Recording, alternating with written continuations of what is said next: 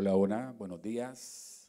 Estamos por iniciar la sesión paralela B, Innovación en Vivienda Social Sostenible ante el cambio climático. Vamos a esperar un minuto más para que el público se acerque a esta sala y poder iniciar con el tema de esta sesión.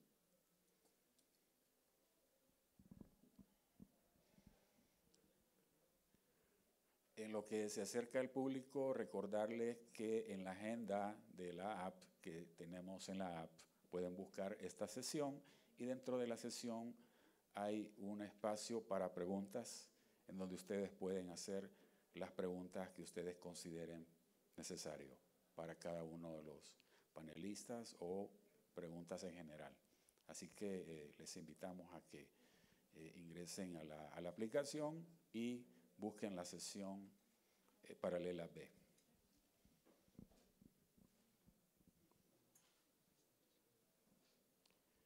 Bien, en honor al tiempo, creo que vamos a iniciar. Tenemos un tiempo bastante limitado. Tengan todos y todas muy buenos días.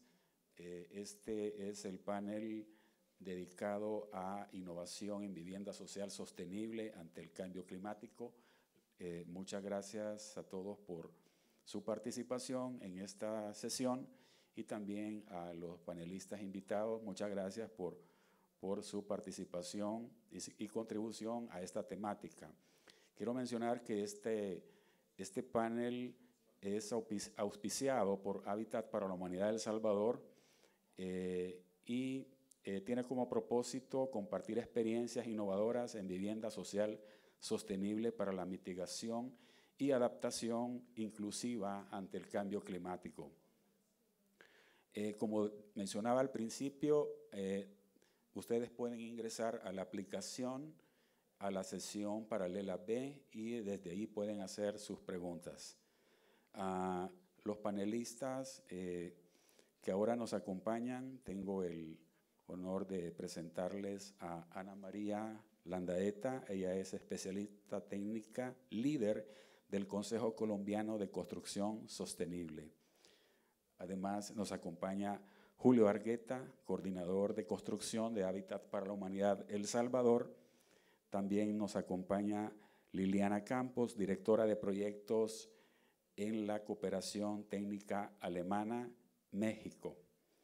Y nos acompaña también Francis Medina, él es gerente de programas de Hábitat para la Humanidad en República Dominicana. Y Luis López, él es director de tecnología en Base Baha'i, que tiene la sede en Filipinas, si no me equivoco, Luis. Correcto. Entonces, ellos son nuestros panelistas que estarán compartiendo con nosotros ahora su experiencia en el tema de innovaciones en construcción para vivienda social sostenible ante el cambio climático. Vamos entonces a iniciar con las presentaciones de los panelistas, en donde van a tener 5 minutos para hacer una presentación sobre su experiencia, para compartir su experiencia en innovaciones en construcción sostenible para vivienda de interés social en cada una de las organizaciones y contextos donde ellos trabajan. Así que vamos a empezar entonces invitamos a Ana María Landaeta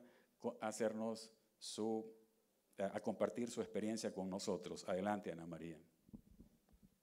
Bueno, pues muy buenos días para todos y todas. Muchísimas gracias, Ernesto, por la introducción y muchísimas gracias también a Hábitat para la Humanidad por la invitación a participar en este espacio. Bueno, pues yo les cuento que el Consejo Colombiano de Construcción Sostenible es una organización que desde hace más de 15 años trabaja liderando la transformación del entorno construido hacia la sostenibilidad. El principal propósito del Consejo es potenciar el impacto positivo del entorno construido en la vida de las personas y en la vida del planeta. Esto lo logramos a través de diferentes iniciativas y trabajo articulado desde el sector público y el sector privado. Desde el Consejo hemos identificado diferentes movilizadores de la construcción sostenible a través de los cuales se basan como cada una de nuestras líneas de trabajo y pues el día de hoy les quiero hablar de uno en específico que son las herramientas. Las herramientas son esos marcos de referencia que nosotros utilizamos para poder medir la forma en que se está integrando la sostenibilidad en la industria de la construcción y sobre todo también en la construcción de las viviendas en Colombia.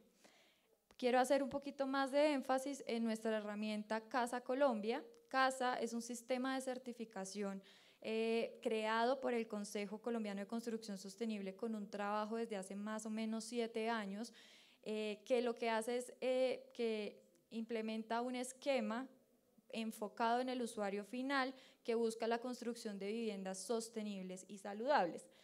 Casa Colombia actualmente, y digamos un aspecto innovador del esquema, es que es el primer sistema en Colombia que incluye un marco de referencia para viviendas de interés social. De esta manera, Casa permite que los desarrolladores de proyectos puedan tener un esquema de calificación para sus viviendas de interés social, superando así uno de los temas más importantes que hemos identificado desde el Consejo, que es la barrera del costo. La barrera del costo es esto que pues la mayoría de las personas piensan que construir de manera sostenible es mucho más costoso que construir de manera convencional. Desde Casa Colombia lo que buscamos es integrar todas esas estrategias desde las diferentes aristas de la sostenibilidad para pues poder integrar todas las estrategias y todos estos parámetros de sostenibilidad. Les quiero contar que a hoy Casa Colombia tiene más de 22.000 unidades residenciales en proceso de certificación, de las cuales el 50% más o menos pues son viviendas de interés social. Casa ha innovado también en la forma en la que ha logrado transformar los diferentes sectores que hacen parte de los actores de la construcción sostenible, como los bancos. Digamos, hoy en día en Colombia son más de 7 bancos que tienen líneas de crédito sostenible, constructor, hipotecario. También hay diferentes industrias de materiales que ahora pues incluyen materiales con atributos de sostenibilidad y pues movilizan mucho más el mercado. Y por último, les quiero hablar de 2 ejemplos específicos de 2 proyectos. El primer proyecto es Casia. Casia es un proyecto ubicado en Valledupar, en la zona norte de Colombia, que es una de las más afectadas ahorita por los efectos del cambio climático, las altas temperaturas. Casia innovó en un diseño bioclimático que garantiza el confort térmico de sus habitantes y también pues garantiza unos temas de eficiencia energética en el proyecto. Y por último está el proyecto El Paraíso, que tenemos acá a Mauricio, que es el desarrollador del proyecto. El proyecto El Paraíso también es muy innovador en cuanto a que es un proyecto que se construyó en un municipio con menos de 6.000 habitantes. Es un proyecto que transformó la comunidad, que integró a la comunidad desde el inicio, desde su creación, desde su diseño, para responder a sus necesidades finales, y que también tuvo un tema muy importante de educación financiera. Desde el desarrollo del proyecto se tuvo un acompañamiento a los futuros propietarios para que pudieran acceder tanto a los beneficios otorgados por el gobierno como a los beneficios financieros otorgados por la banca comercial. Esto también a través de toda una articulación de actores que permitieron pues que este proyecto, digamos, pudiera ser un ícono también en la sostenibilidad y pudiera alcanzar el nivel excepcional, que es el nivel más alto del sistema de certificación Casa. Entonces, pues bueno, ya se me está acabando el tiempo. Los invito a que conozcan el esquema. Digamos, Casa ha servido de inspiración también para diferentes esquemas en Latinoamérica. Todos los recursos están en la página web y pues bueno, muchísimas gracias.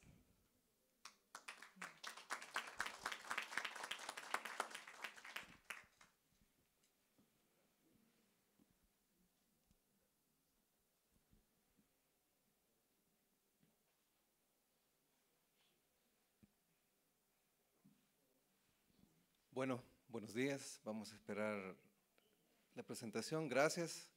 Gracias por estar acompañándonos. Mi nombre es Julio Argueta, represento a Hábitat para la Humanidad de El Salvador, una organización sin fines de lucro cuya visión es un mundo donde todas las personas tengamos un lugar digno donde vivir.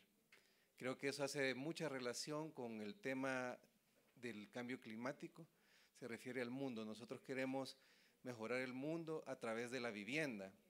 ¿Quiénes de nosotros nos hemos dado cuenta que las cosas no son como hace 20 años o como hace 10 años? ¿Quiénes se han dado cuenta que las tormentas ahora son más intensas, los huracanes más fuertes, las sequías más prolongadas? Hay crisis alimentaria, hay crisis climática, hay crisis social. Nosotros, en cierta manera, como humanos, buscando evolucionar, mejorar nuestros medios de vida, también afectamos el medio ambiente. Entonces, de alguna manera, nosotros debemos de buscar también compensar ese daño que le hacemos al medio ambiente. Hay muchas formas de compensar ese daño, y en el caso de nosotros, pues, además de querer tratar de reducir el déficit cuantitativo y cualitativo de vivienda, nosotros nos preguntamos, ¿será posible también que a través de la construcción se pueda reducir de alguna manera esa crisis o el impacto? Y es un reto que nos hemos planteado, ¿cómo hacerlo? Pero a través de la construcción. La construcción impacta grandemente el medio ambiente, no solamente porque hay deforestaciones, sino que también porque hay mucha fabricación de materiales, porque hay mucho transporte de materiales, porque en las edificaciones nosotros consumimos mucha energía, mucha agua, etcétera. Hay muchas condiciones que nos afectan, y a través de la vivienda nosotros tenemos una búsqueda a través de muchos años de cómo incorporar elementos que sean beneficiosos para el medio ambiente. Y en este caso yo les voy a hablar de este programa de vivienda sostenible, donde nosotros hemos encontrado, a través de la incorporación de agregados plásticos al bloque de concreto de paredes, de alguna manera contribuir a la utilización de materiales reciclados en la construcción de viviendas. Este es un gran reto porque la gente todavía no percibe como algo bueno eso, le da miedo el plástico, ¿verdad? Le da miedo cómo se origina el plástico, cómo se maneja el plástico, pero nosotros hemos logrado construir viviendas que tienen características de durabilidad, un buen diseño confortable, e inclusive son sismo resistentes a pesar que tienen un componente de plástico. No sé si se alcanzará a ver, pero hay por ahí una fotografía de unas botellas de plástico. Casi por cada bloque de concreto nosotros estamos utilizando 11 botellas recicladas. Evitamos que eso se vaya al río, que se vaya a la basura. Entonces, de alguna manera, es un pequeño grano de arena, pero nosotros no nos rendimos. Consideramos que para correr una maratón, lo he dicho yo anteriormente, algunos lo han escuchado, debemos de dar siempre el primer paso, ¿verdad? Entonces, hay que ver estas iniciativas como un primer paso. Y lo que nosotros queremos es aprender de otros. Nosotros queremos compartir también esta experiencia, pero también queremos aprender. Venimos a eso, a aprender, a ver de qué manera buscamos alianzas, porque esto no lo hemos logrado solos, sino que hemos establecido alianzas con recicladoras, con fabricantes de materiales novedosos, con fabricantes de bloques también. Hemos tenido inclusive aliados que nos han ayudado a tener campañas de recaudación de fondos para la construcción de este tipo de viviendas. Y quisiera que ese fuera un mensaje, ¿verdad? Nosotros queremos que esto sea replicado, si es posible, en toda Latinoamérica y si mejor aún en todo el mundo, ¿verdad? No ver esfuerzos como estos como algo que es un sueño que no se puede cumplir, porque está demostrado que es un sueño que se puede cumplir, y ahora nuestro reto es ampliarlo, publicarlo, darlo a conocer. ¿Qué pasaría si nosotros ahorramos o reciclamos 11,000 botellas en una vivienda? ¿Qué pasaría si nosotros construimos 1,000 viviendas en un año? Si fueran 20,000 viviendas, hagamos los números. Sería un ahorro grandioso, ¿verdad? En reciclaje. Gracias.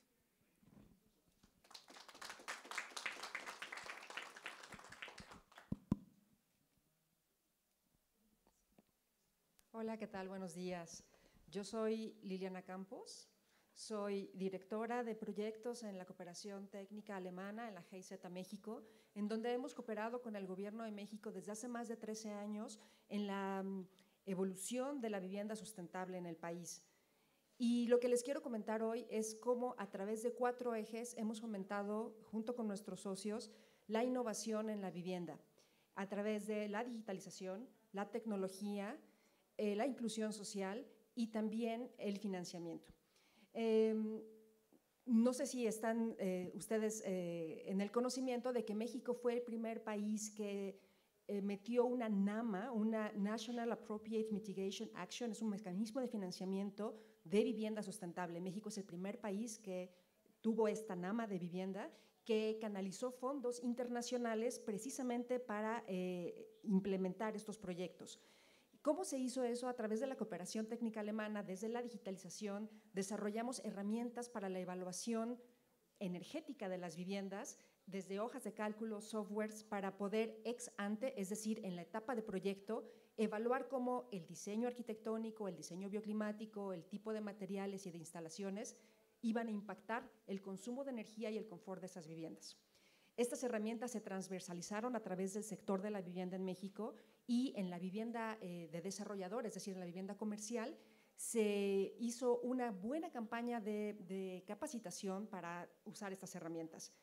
Como eje también de la digitalización, una vez que estas viviendas estuvieron evaluadas, diseñadas con estas herramientas, se construyeron con las tecnologías y el diseño bioclimático incorporado, estas viviendas se construyeron, se habitaron y después lanzamos un proyecto de monitoreo en donde instrumentamos viviendas con sensores para captar humedad relativa, temperatura, los consumos de energía, de electrodomésticos específicos y de agua también, y evaluar cómo se desempeñan estas viviendas ya habitadas desde la parte ex ante hasta ex post y ver qué tanta relación tenían unas con otras. Ese es un tema que hemos hecho en digitalización y por supuesto también la digitalización la hemos empleado para la capacitación masiva de arquitectos, constructores, desarrolladores y también actores de los gobiernos locales, subnacionales y nacionales.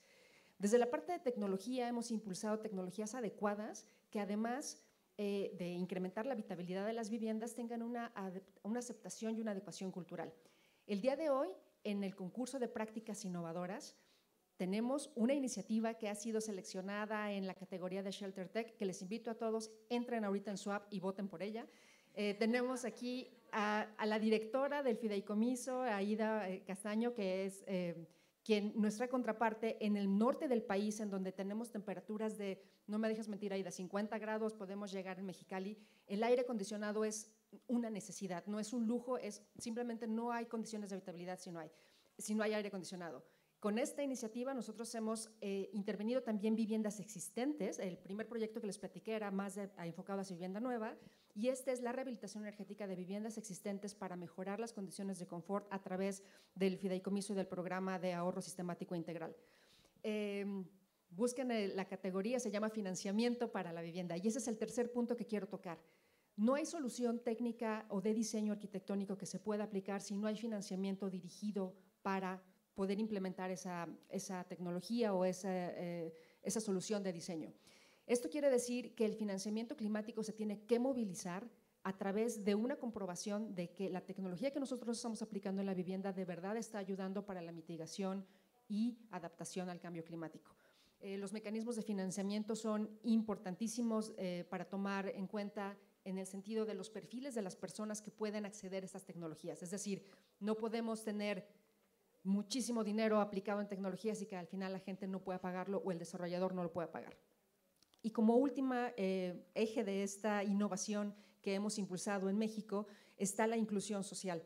La parte de las personas en el centro, nosotros en estas presentaciones que ni siquiera he hecho referencia a ellas, tienen unos códigos QR en donde pueden acceder a la información que hemos desarrollado a través de estos proyectos. Y uno de ellos es la Estrategia Nacional de Autoproducción, en donde hemos apoyado al Gobierno de México para incluir a las familias autoproductoras en temas de incorporación de tecnologías de sustentabilidad en este tipo de viviendas. Ya veo que se me está acabando el tiempo, tenemos un minuto más, nada más para invitarles de nuevo a que accedan a la información. Mi contacto está en la aplicación, si necesitan resolver más preguntas y dudas, estoy a sus órdenes.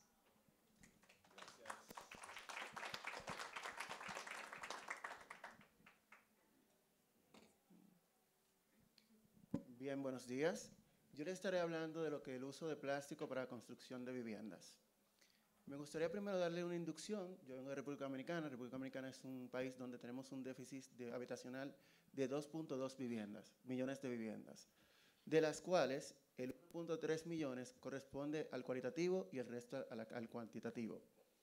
¿Qué nos hace esto? Hábitat para la Humanidad buscó unas soluciones tecnológicas que permitieran reducir el costo de la vivienda y también reducir el impacto medioambiental que tiene la construcción en el sector vivienda.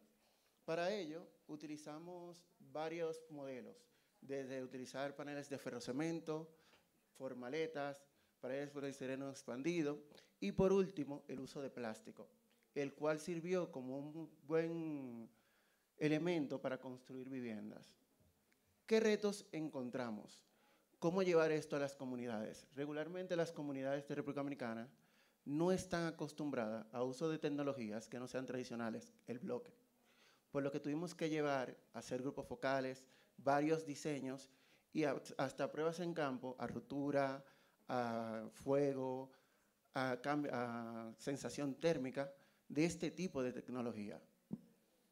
Otra de las barreras que también teníamos es que somos un país tropical, donde durante el año tenemos una temporada ciclónica que es bastante agresiva, por lo que nosotros tenemos que generar viviendas que también resistan sismos y huracanes.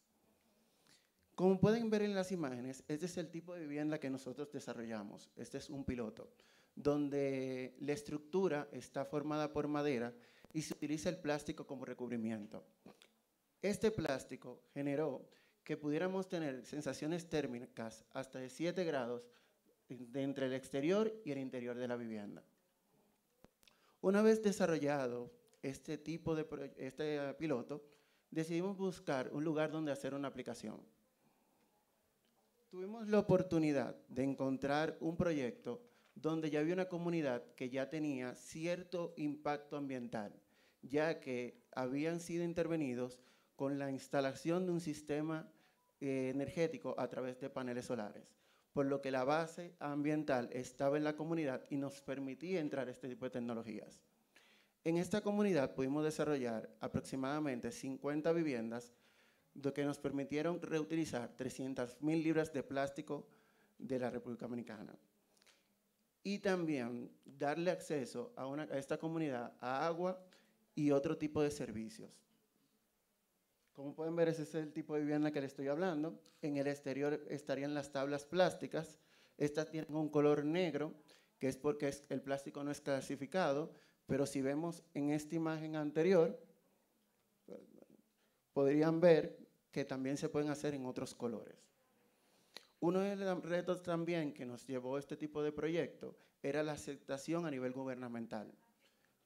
Después de finalizar el proyecto, pudimos lograr que el Ministerio de Medio Ambiente aceptara la tecnología y la utilizara para la construcción de sus casetas de guardabosques en las zonas protegidas, validando como la tecnología como algo que aporta valor para la construcción en República Dominicana.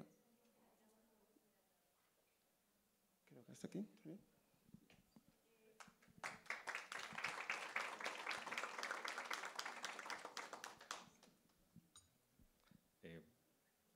Buenos días, soy Luis Felipe López, soy el director de tecnología de la Fundación Base Baha'i en Filipinas y la razón por la que estoy aquí es porque Base Baha'i es una fundación que está totalmente auspiciada por la Fundación Hilti y lo que les voy a contar hoy es un poquito del trabajo que estamos haciendo en las Filipinas con vivienda sostenible. Entonces, primero quiero hacer una reflexión sobre innovación y es que cuando pensamos en innovación siempre estamos pensando como en high-tech, en alta tecnología, en mucho acero, mucho vidrio, casas inteligentes, pero la innovación también puede ser el uso de materiales tradicionales y tecnologías tradicionales que se pueden optimizar y mejorar para usos adecuados y con ello tener tecnologías que son mucho más sostenibles en el largo plazo. Base Baha'i fue creada en el año 2014 como una iniciativa de la Fundación Hilti en las Filipinas y la razón por la que se escogió Filipinas es porque es un país con muchos retos desde el punto de vista de la ingeniería. Es un país que tiene 20 huracanes al año, tiene terremotos porque está en el cinturón de fuego del Pacífico, 25% de la población vive bajo la línea de la pobreza con menos de $2 al día y además pues tiene inundaciones, volcanes, todos los problemas del mundo. Entonces, si un proyecto de estas características funciona en las Filipinas, puede funcionar en muchas partes del planeta, incluido el Caribe, en Sudamérica, en el sudeste asiático, o en África, o en el Pacífico. Entonces se creó este proyecto para hacer vivienda social, pero sostenible, usando materiales locales. Y lo que encontramos en Filipinas fue una abundancia de bambú exuberante, y eso marcó el ritmo o la razón de ser del proyecto. Entonces, cuando miramos y decidimos usar bambú, y la razón por la que decidimos usar bambú es porque es primero la planta de más rápido crecimiento sobre la faz de la tierra. Un bambú, por ejemplo, aquí en Colombia que tenemos guadua, crece a una rata de 20 centímetros por día. El bambú filipino, un poquito más perezoso, crece a 15 centímetros por día. Y hay bambúes en la India que crecen 1 metro por día. O sea, no hay otra especie que crezca a esa velocidad y que sea más renovable en el planeta. Pero además de eso, genera economías circulares con los campesinos que se benefician de la tecnología y de la industria de la construcción, y nos ayuda sobre todo a reducir las emisiones de carbono. En este caso, el 23% de las emisiones de carbono son en la industria de la construcción, y la única forma en la que podemos reducir eso es incorporando materiales sostenibles como madera y bambú en este caso. En Filipinas tenemos la tecnología que se llama Cement Bamboo Frame Technology, y es inspirada en el bareque latinoamericano. Entonces, la tecnología madre es el bareque, que existe especialmente en Colombia y en otros países de la región, y que fue probado en el terremoto de Armenia, y desde ahí empezó toda la innovación con bareque, que ahora es lo que se implementa en las Filipinas. Y debido a esto, la ingeniería con bambú es un tema muy nuevo.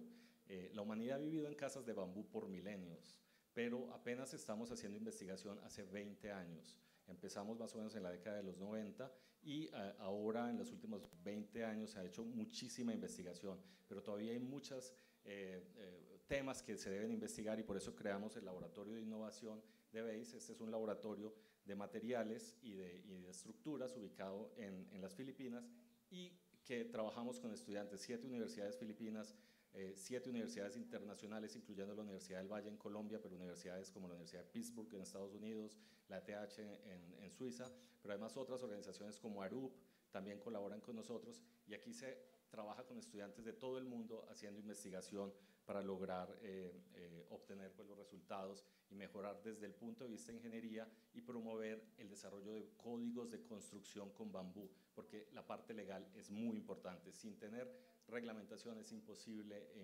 construir viviendas de bambú.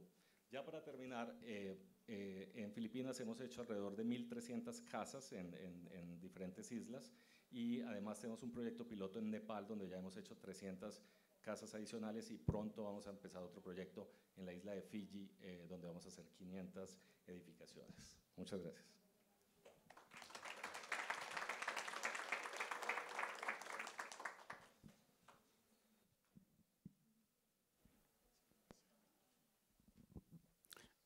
Muchas gracias por estas presentaciones. Vamos ahora a hacer unas preguntas.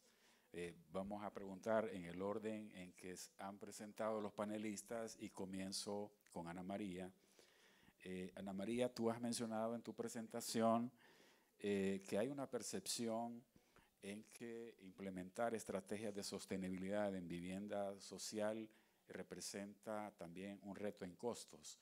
Hay una percepción, creo, y me gustaría que tú nos ampliaras cuál ha sido esa experiencia en Colombia implementando estas herramientas y estos proyectos. ¿Qué impacto ha tenido en términos de costos implementar todas estas estrategias de construcción sostenible?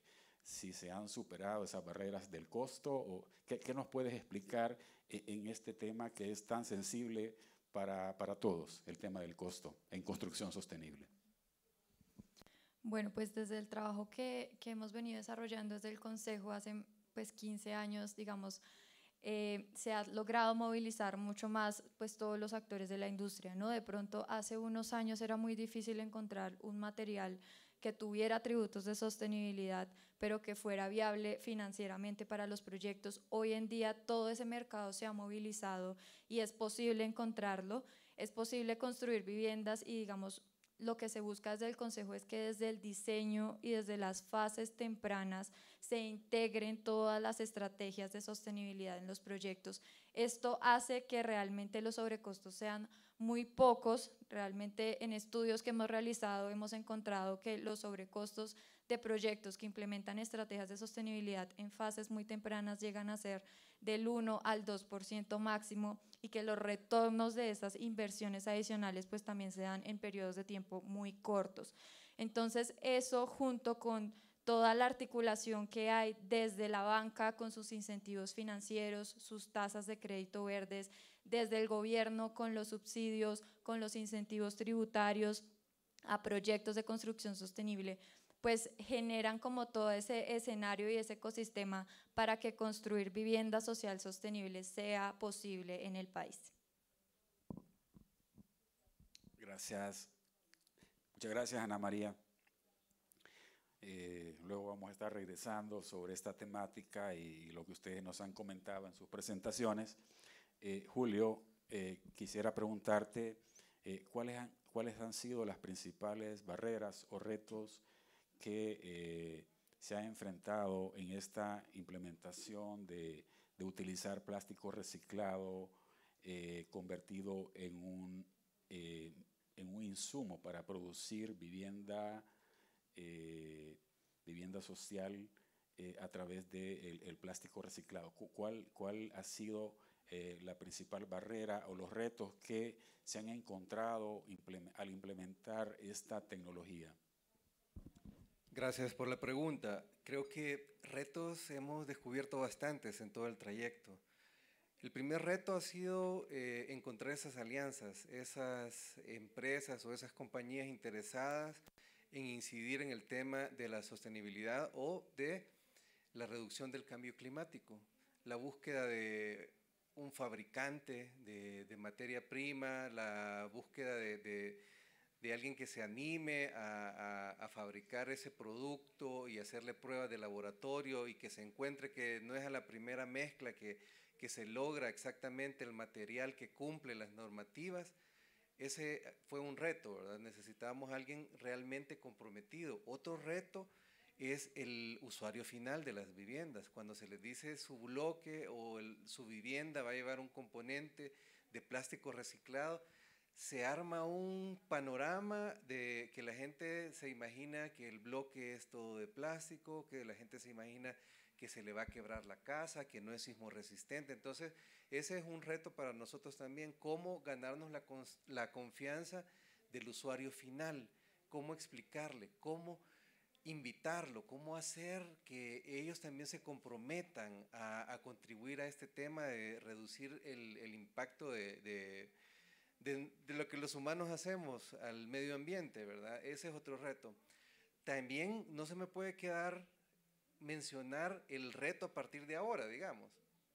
¿Cómo nosotros motivamos a todos ustedes para que sean también promotores, para que sean embajadores de este tipo de mecanismos de uso de materiales innovadores? ¿Cómo motivamos a que surja más investigación al respecto? ¿Cómo nosotros logramos que la vivienda no sea excluida, sino que sea incluida en este tema de normativas que tienen que ver con el cambio climático? Creo que esos serían a grandes rasgos. Creo que les mencioné como 4 retos, pueden haber más, pero esos son los que yo siento que están fuertes. Gracias, Julio. Liliana, nos entusiasma mucho tu presentación, lo que nos has comentado, de qué tan avanzado está México en implementación de estrategias de construcción sostenible en vivienda social. Y nos ha llamado la atención un tema que tú mencionaste y también al público, cómo estos mecanismos de financiamiento climático se han logrado conectar con proyectos, con iniciativas de vivienda social sostenible. ¿Cómo se ha logrado atraer este financiamiento y qué más hace falta por hacer para lograr que el sector, el mercado que puede financiar proyectos o iniciativas de construcción sostenible en vivienda social, cómo podemos lograr eso también en otras regiones de Latinoamérica. Entonces, habemos países que estamos menos avanzados en esas oportunidades que ustedes han aprovechado. Si nos puedes comentar un poco más sobre esto, Liliana. Por supuesto, muchas gracias. Un paréntesis en términos de la aplicación de innovación para vivienda sustentable. En México tenemos experiencias desde la vivienda comercial, en donde hemos incluido tecnologías como recuperadores de calor, ventilación mecánica controlada, aislamiento térmico en cubierta, en fachadas, ventanas dobles, ese tipo de viviendas, pero también hemos trabajado con viviendas de autoproducción en donde la innovación significó simplemente seleccionar las ventanas adecuadas que deben ser sombreadas en diferentes orientaciones con los materiales que se pueden encontrar en la región y a la vuelta de la esquina para las familias autoproductoras. En todo ese rango de viviendas hemos trabajado y desde luego que los mecanismos de financiamiento, dependiendo de qué tipo de vivienda estamos hablando, serán diferentes. Para las viviendas que son comerciales y que normalmente las personas que adquieren ese tipo de viviendas tienen acceso al crédito, hay mecanismos financieros que se están desarrollando en México a partir de la taxonomía de finanzas sostenibles que se acaba de lanzar este año en el país. Hay varios países que tienen ya instrumentos financieros, pero no están alineados a una taxonomía, es decir, una taxonomía te indica cuáles son los umbrales y las métricas que un proyecto de vivienda debe cumplir para que sea considerada una vivienda verde. Es decir, no porque yo le ponga un foco ahorrador a mi vivienda, le puedo llamar verde y puedo ser acreedor a financiamiento sustentable. Tiene que cumplir ciertas características y estas se definen en la taxonomía que está disponible en la página de la Secretaría de Hacienda y Crédito Público del Gobierno de México. Eso es para ese tipo de viviendas. Las familias autoproductoras o las viviendas que están autoproducidas o autoconstruidas tienen una barrera para el financiamiento muy grande y normalmente estas se financian a través de cooperativas o de cajas de ahorro en diferentes sentidos. Lo importante es que si queremos llamar mecanismo de financiamiento climático, lo que tenemos que hacer es estar seguros de que las tecnologías o las soluciones que estamos aplicando se pueden medir, se pueden verificar y se pueden reportar en cualquiera de los aspectos de la vivienda. Muchas gracias, Liliana. Francis, la experiencia que tú nos has comentado en Dominicana también habla un poco de utilizar plástico reciclado para producir vivienda de interés social. El público tiene interés en saber cómo está reaccionando el mercado, cómo el mercado se está sumando o se puede sumar a esta estrategia de reciclaje, de economía circular. ¿Cómo ves tú esta experiencia que Dominicana está implementando en relación al sector, al mercado? ¿Cómo el mercado está viendo en positivo o si no lo está viendo en positivo, pero creeríamos que sí, esta manera de ver la economía circular para construcción en vivienda social? Bien, el mercado lo podemos abarcar de varios puntos. Tenemos personas que producen plástico y que utilizan plástico de forma segura en sus industrias, y lo que han hecho es que han sumado ese plástico, lo han llevado a la fábrica donde hacemos las tablas para hacer un aporte a este tipo de material. Otras opciones es que muchos de ellos han implementado, sustituyendo hasta sus zafacones por este tipo de tecnología. Han hecho zafacones de plástico con estas mismas tablas para ir introduciéndolo en sus industrias. Han hecho campañas de recolección para enviarla también a la fábrica, pero no solamente se queda en el mercado, sino también en las comunidades, porque eso es un trabajo que no solamente tiene que ver con el sector empresarial, sino de que las comunidades también aporten al ciclo de reciclaje. Otra de las cosas que nos han ayudado en el proyecto es que otras empresas y otras en la construcción privada han incorporado ciertas divisiones, por ejemplo en polialuminio, que son material plástico reciclado, pero con envases de Tetra Pak, para hacer divisiones a nivel de muros de pandereta. Eso hace que también esta tecnología se pueda ir replicando en otro ambiente que no sea la vivienda social. Gracias, Francis. Luis, tú nos has comentado una experiencia muy interesante en Filipinas, con ese contexto que tú nos has dado de Filipinas. Es un país expuesto a amenazas naturales todos los años. ¿Cómo este sistema que ustedes están utilizando en Filipinas, este material que están utilizando de bambú, cómo se integra y se convierte también, tú nos has mencionado, en lo que conocemos en Latinoamérica como el bajareque? ¿Cómo este sistema también está contribuyendo al cambio climático? ¿Cómo responde ante estas amenazas que también sabemos que Filipinas es un país altamente expuesto a este tipo de riesgos climáticos? ¿Cómo es compatible este sistema con el riesgo climático en Filipinas? Claro que sí. Mira, cuando uno va a diseñar una vivienda contra terremotos, lo que debe hacer es diseñar una vivienda que es liviana. O sea, la liviandad es la base para la sismorresistencia. Pero cuando uno va a diseñar una vivienda contra tifones o huracanes, ahí lo que necesito es masa, peso, para que la casa no salga volando. Entonces, cuando está uno en un contexto como el de Filipinas o el del Caribe, en Latinoamérica, está con la disyuntiva de o construyo una casa pesada o construyo una casa liviana.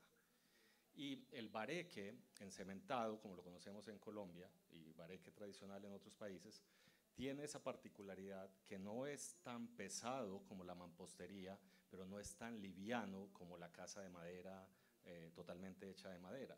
Entonces está ahí en un rango medio de masa que permite tanto resistir muy bien los terremotos como asumir muy bien los huracanes. Entonces aquí en Colombia, en el año 99, hubo un terremoto impresionante en el eje cafetero que mató casi 2.000 personas, pero fue muy claro que las construcciones antiguas de bareque sobrevivieron muy bien a este terremoto, y esa fue la base para que se incluyera en la norma colombiana desde el año 2000 el bareque como un sistema constructivo normalizado, y Colombia con ello el primer país del mundo que incluye el bareque dentro de su código de construcción sismo resistente.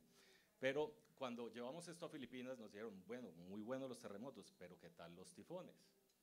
Entonces en Colombia no hay huracanes, no digamos en la parte continental y menos en el eje cafetero. Entonces hicimos una prueba a escala real, 3 viviendas en la zona de Filipinas más propensa a los tifones, y estas casas fueron 6 meses después de construidas, les pegó un tifón categoría 5 con 220 kilómetros por hora. Las 3 casas sobrevivieron sin ningún daño, y a la fecha esas casas que tienen 10 años han sobrevivido 5 tifones categoría 4 y categoría 5 sin ningún daño y ninguna consecuencia. Entonces, una tecnología tan, digamos, tradicional y vernácula como el bareque se puede adaptar con mejoras en las conexiones, con cimentaciones modernas, que conecte todo muy bien para resistir los embates, porque ahora no es tanto combatir el cambio climático, sino más bien adaptarnos a lo que viene y hacer construcciones que resistan. Y ya para finalizar en el tema de cómo beneficia esto una construcción como las que les mostré, estas casas, que en el exterior se ven como de concreto, pero toda su estructura es de bambú, tiene un 70% menos de emisiones de carbón que una construcción convencional de mampostería, que es lo más típico en Filipinas. Entonces, mejoramos el efecto de emisiones de carbón, pero al mismo tiempo proveemos construcciones más seguras. Excelente, muchas gracias, Luis. Vamos con la segunda ronda de preguntas. Esta es la última ronda de preguntas. Cada panelista va a tener 2 minutos para responder a estas preguntas que estamos recogiendo de ustedes. Y continuamos con Ana María.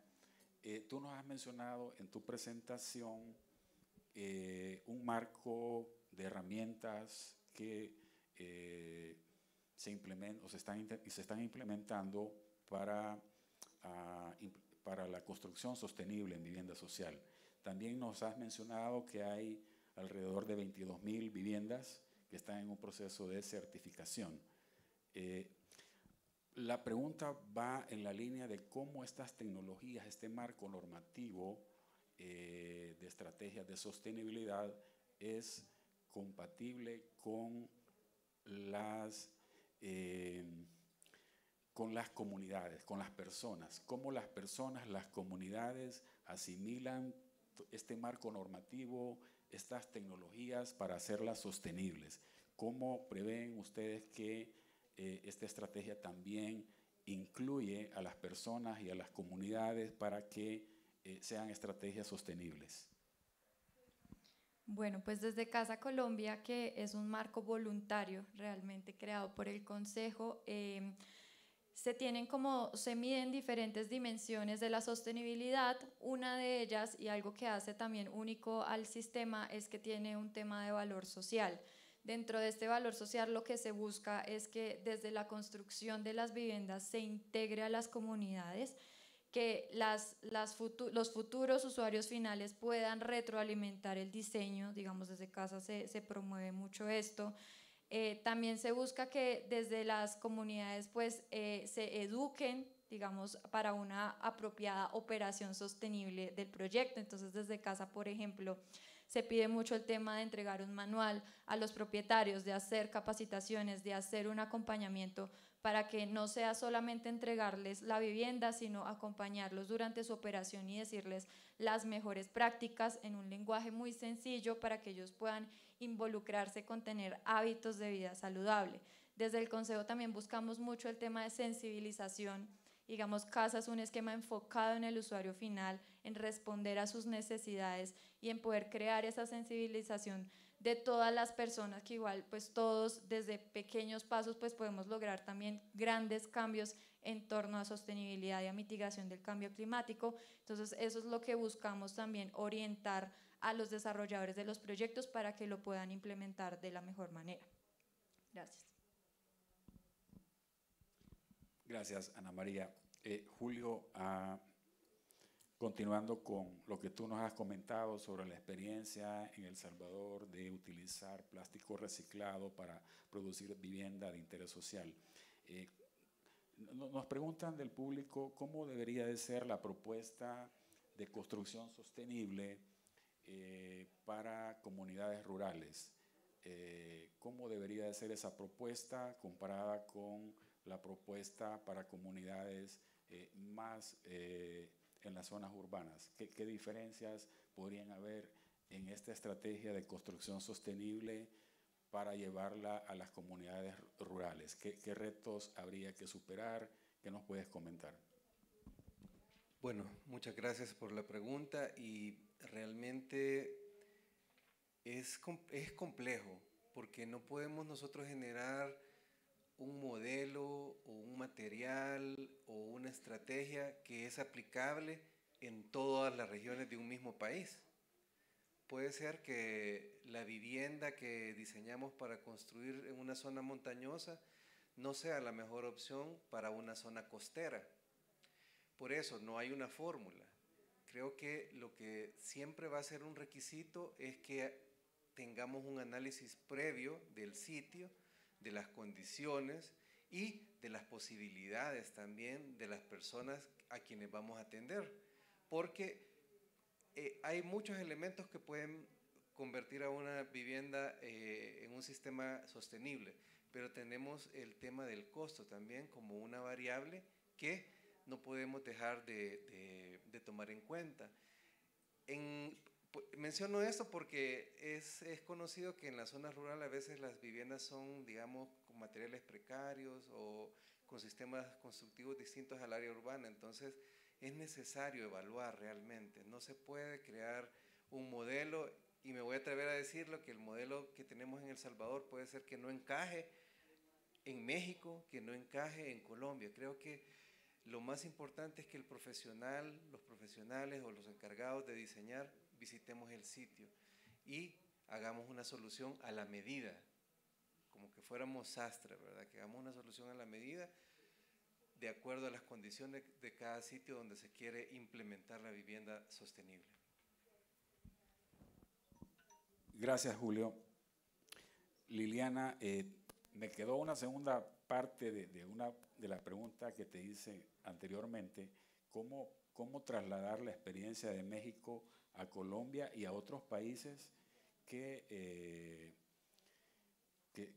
estamos interesados en avanzar en construcción sostenible. ¿Qué recomiendas tú para que países como Colombia, la región en general, Latinoamérica, demos los siguientes pasos para lograr lo que se ha logrado en México en términos de las diferentes estrategias de construcción y de estos 4 ejes que tú nos mencionabas? Pero no nos va a alcanzar, obviamente, el foro para conversar sobre esto, pero en términos generales, ¿qué recomendaciones darías para que otros países en la región vayamos avanzando en construcción sostenible?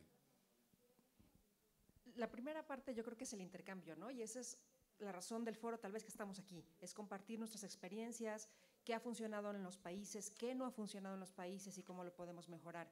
Entonces, asistir a foros como este y aprovechar las oportunidades, ahora que ya nos podemos ver cara a cara para hacer estas conexiones, ese es el primer paso.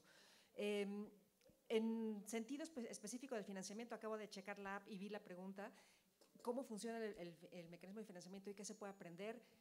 Ahí, ya lo decía ahorita Julio, tiene que ser el producto de financiamiento adecuado a las necesidades de la vivienda en esa región. Desde la cooperación internacional, que es ahora la cachucha que traigo puesta, lo que les puedo decir es que hay estas innovaciones de cooperación como cooperaciones triangulares, en donde países intercambian sus experiencias. Hemos tenido experiencias con Colombia con cooperaciones triangulares en vivienda, en donde se transmite la experiencia desde Alemania, México a Colombia. Y ahora me acabo de enterar por mi colega aquí, Ana, que también ya Colombia entró a una cooperación triangular, pero ahora ellos como oferente desde Alemania, Colombia con Paraguay. Correcto.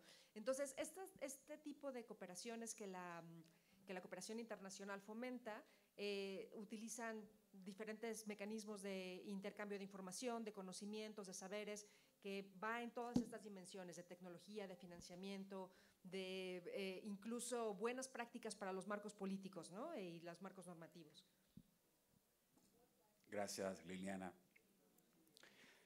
Francis, siguiendo la experiencia que nos has comentado en Dominicana, ¿cómo crees tú que se podría escalar esta práctica, esta iniciativa que ha comenzado Habitat República Dominicana? ¿Cómo podría escalarse esta experiencia de ustedes allá en República Dominicana? Creo que el reto está en no solamente utilizar esta experiencia para viviendas nuevas, sino también que utilizarla para reparaciones. Porque cuando hablamos de viviendas nuevas, el costo, como no es una tecnología que se está utilizando de forma común, sino que se está probando, es bastante elevado. Todavía no está a nivel competitivo. Si utilizamos la tecnología para introduciéndola en temas de reparación, divisiones, construcciones de módulos pequeños, baños, pudiéramos hacerla más escalable. Una oportunidad que se nos ha abierto, como comentaba anteriormente, era la asimilación del gobierno a esta tecnología para su uso, tanto en producción de casetas, viviendas, entre otras soluciones. Entonces, creo que por ahí iría el tema de escalabilidad. Excelente, gracias, Francis. Luis, para terminar, si nos puedes comentar un poco más sobre este laboratorio que ustedes han abierto, están trabajando en este laboratorio y quisiéramos conocer un poco más qué se hace en este laboratorio. ¿Es algo que se pueda, hay algún aprendizaje que podamos tomar otros países de la región para hacer algo similar? Claro que sí, Ernesto. Bueno, el Laboratorio de Innovaciones de BASE nace en el 2018, más que todo por una presión que teníamos al interior de la fundación para reducir los costos de las viviendas que estábamos haciendo y al mismo tiempo mantener la calidad y la seguridad de las mismas. Entonces, cuando uno piensa en bajar costos, pero mantener o mejorar la seguridad, pues esas dos cosas como que van en contravía, y para poder lograrlo, la única forma de hacerlo era haciendo más investigación. Para esa época trabajábamos con universidades locales en Filipinas, pero depender de los laboratorios de las universidades hace el proceso muy lento, porque pues además hay que hacer fila y todo eso. Y la Fundación Hilti, siendo una empresa con altos estándares de innovación, pues tomó muy bien la idea de crear este laboratorio en Manila, en las Filipinas. Y este laboratorio se convierte como un laboratorio único a nivel mundial, ya que se enfoca a vivienda social, se enfoca a materiales sostenibles, pero además está ubicado en el sur global. Entonces, eso hace que el laboratorio tenga una particularidad bien interesante. Todas estas universidades internacionales que veíamos, muchas de ellas ubicadas en el norte global, en Europa, en Estados Unidos, son universidades que trabajan el tema de bambú en investigación, sobre todo para el tema de cambio climático y porque es una muy buena opción de vivienda. Y ellos normalmente importan bambú para ensayarlo en Inglaterra o en Estados Unidos, lo que es muy costoso. Y muchas veces este conocimiento pues, se quedaba allá y donde realmente se necesita, que es en nuestros países, pues no llegaba el conocimiento de estos ensayos que se hacían allá y las brechas de conocimiento no se cerraban. Ahora, para estas universidades es mucho más económico pagar un tiquete a un estudiante de maestría o de doctorado para ir a Filipinas, tiene recursos ilimitados de bambú donde puede hacer todos los ensayos que quiera, le ponemos un estudiante filipino al lado para que trabajen, hay colaboración interinstitucional con las universidades locales, el conocimiento se queda donde se necesita, todos ganan y es una forma también de decolonizar el conocimiento y esto ha funcionado muy bien. El año pasado tuvimos 3 estudiantes internacionales, este año ya tuvimos 1 de la Universidad Chalmers de Suecia y tenemos otros 3 llegando ahorita en el segundo semestre. Entonces, es una oportunidad para todas las universidades y para todos nuestros países. Ya para finalizar, lo que se produce ahí es el insumo necesario para hacer los códigos de construcción sobre estos materiales que no están incluidos en las normativas de muchos países. Colombia es afortunado que lo tiene, Perú, Ecuador también, México viene trabajando muy duro en el tema, pero el sudeste asiático está virgen, África está virgen, el Caribe tampoco ha empezado. Entonces, los datos que ahí se recolectan se pueden usar para esos laboratorios, para esos códigos. Gracias. Muchas gracias, Luis. Agradecemos a todos los panelistas. Gracias, Ana María. Julio, gracias, Liliana, Francis. Luis, gracias por ponernos al día sobre estas experiencias innovadoras que ustedes están implementando en sus organizaciones, en cada país, que nos ayuda en este foro a compartir con todos, con este público y poder profundizar y quizás conversar con ustedes en lo que resta del foro. Estamos apenas al primer día del foro y tenemos tiempo para seguir conversando sobre estos temas. Les invito a que busquemos a los panelistas y podamos profundizar un poco más en esta temática que, como decía uno de los panelistas, creo, me parece que en la charla de bienvenida, no es una moda el hablar de construcción sostenible, es una necesidad imperativa, ¿verdad? El retroceso de los glaciares, el incremento de la temperatura global, el incremento, los extremos en cuanto a sequía e inundaciones y todo lo que estamos expuestos, las comunidades que están más expuestas a estos efectos del cambio climático nos obliga a pensar cada vez con más exigencia en cómo implementamos estrategias de construcción sostenible, efectivas, que estén conectadas con el cambio climático. Así que agradezco a todos ustedes por su interés, por su participación en esta charla sobre innovaciones en construcción sostenible para vivienda de interés social. Para finalizar, yo sé que ustedes manejan cifras de cómo la construcción sostenible se convierte en una estrategia para reducir el impacto al medio ambiente. El 40% de las emisiones globales de CO2 son producidas por las edificaciones, no solo en los procesos de construcción, sino también durante la operación de las edificaciones. Imagínense, el 40% de las emisiones globales de CO2 es generada por la dinámica de las edificaciones. ¿Qué tan eficientes diseñamos esas edificaciones para reducir el impacto al medio ambiente, para reducir el CO2? Depende en gran medida de las estrategias que estemos utilizando en el sector vivienda nosotros tenemos una proporción de este 40%. Podría ser el 25 o el 30%, los expertos quizás más adelante nos lo puedan aclarar, pero lo que sí es cierto es que son estrategias, el aprendizaje debe ser un poco más acelerado para que en cada país, en cada organización, en las comunidades, cada vez vayamos avanzando en estrategias de construcción sostenible, en vivienda de interés social, que generen menos impacto al medio ambiente, que sean sostenibles desde la perspectiva económica y social. Así que una invitación para que sigamos con este tema que estamos seguros que vamos a seguir conversando sobre esto y agradecemos pues a todos ustedes por su presencia esta mañana. Muchas gracias.